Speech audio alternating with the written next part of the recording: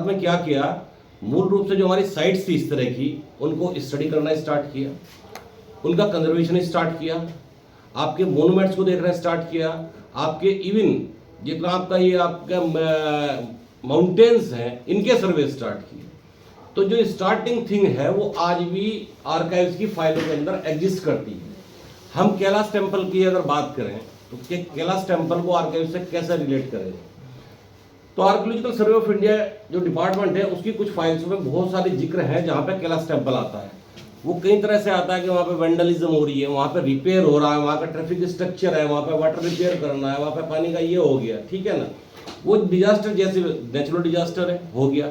अब रिपेयर कौन करेगा उसको, कंजर्वेशन की बात करेंगे तो कंजर्व जो करने का काम था वो कौन कर रहा था, आर्कियोलॉजिकल सर्वे ऑफ इंडिया। तो नवीन जी हम राष्ट्रीय विलेगार के थ्रू अपने कहीं ना कहीं बहुत हद तक, मैं पूरा तो नहीं कहूँगा लेकिन बहुत तक अपने मध्यकाल और प्राचीन जो भारत है उसमें हम जा सकते हैं। विलेगार मूलतः यही कहा जाता है कि राष्ट्रीय विलेगार जो है आधुनिक भारत के इतिहास का कार्यालय है, नहीं आधुनिक भारत के इतिहास के कार्यालय के साथ साथ राष्ट्रीय विलेगार प्राचीन भारत के इतिहास का भी कार्यालय है। दूसरी बात, जो डिजास्टर्स हैं, मैं डिजास्टर्स पे बात करूंगा, तो कम से कम हम उसमें एक योगदान तो दे सकते हैं इस तरह की चीज़ों में। जहाँ तक मैं समझता हूँ कि जो ह्यूमन मेड डिजास्टर्स हैं उसको तो कंट्रोल किया ही जा सकता है, जो हम लोग कर रहे हैं डिजास्टर।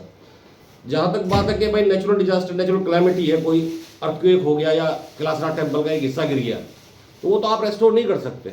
लेकिन आप जो जा रहे हैं, जो वहाँ पे वेंडलिज्म की घटनाएं हो रही हैं, जो लोग कर रहे हैं घटनाएं कर रहे हैं, तो उस तरह की चीज़ों को अगर हम कहीं भी थोड़ा भी रोकथाम करते हैं उसकी, तो जो हमारे कल्चरल साइट्स और ये हेरिटेजेस हैं, इस तरह की बिल्डिंग्स हैं, उनको हम और लंबे समय के लिए लोगों के लिए, अपने आने वाली पीढ़ियों के लिए बचा के सुरक्षित और संरक्षित रख सकते हैं, ताकि वो भी अपने इतिहास को उसी नजरिए से देख सकें जिससे आप देख पा रहे हैं और उन चीज़ों को समझ सकें।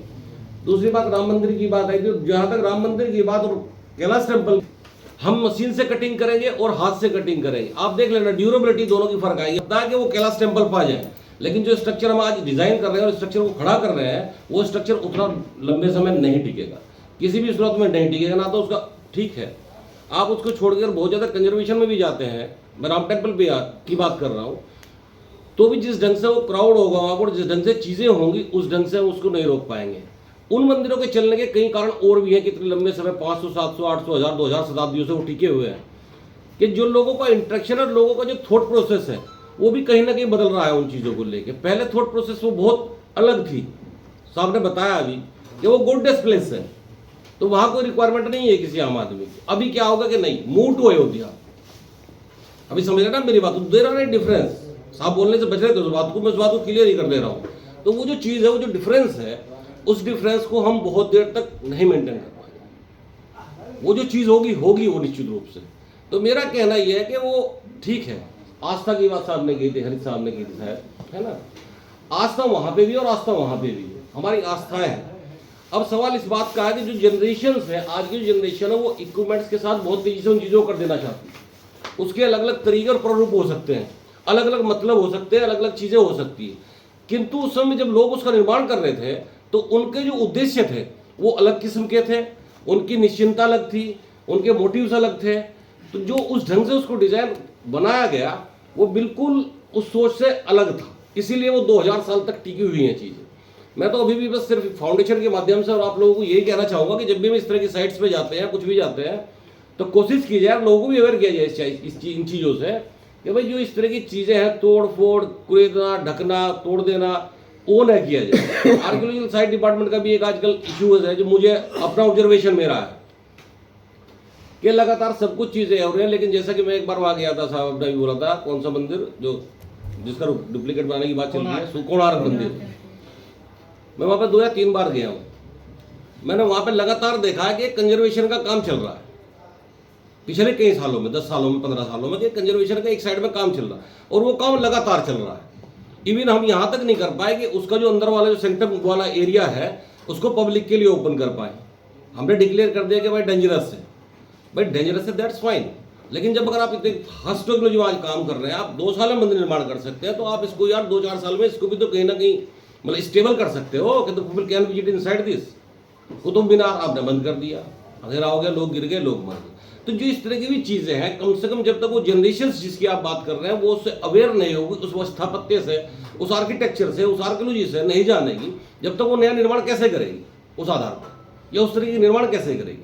आपके पास तो ज़्यादा फास्टर मशीन है, उस समय चलिए मैंने 10,000 लोग लगे, 20,000 लोग लगे, वो 700 साल में बना, 1,000 साल में बना, ठीक है, दैट्स फाइन। आपके पास उतना ही आज कम कीमत में और कम समय में आप उससे बेहतर निर्माण कर सकते हैं, क्योंकि आधुनिक मशीन है। अगर वो वहाँ से वो पत्थर ही हटा रहे थे, निकाल रहे थे उस पत्थर को, 1,000 टन 2,000 टन पत्थर जो रोज निकल रहा था, तो सोचने वाली बात है कितना बड़ा मैन पावर और कितना बड़ा स्ट्रक्चर वहाँ पे काम कर रहा था।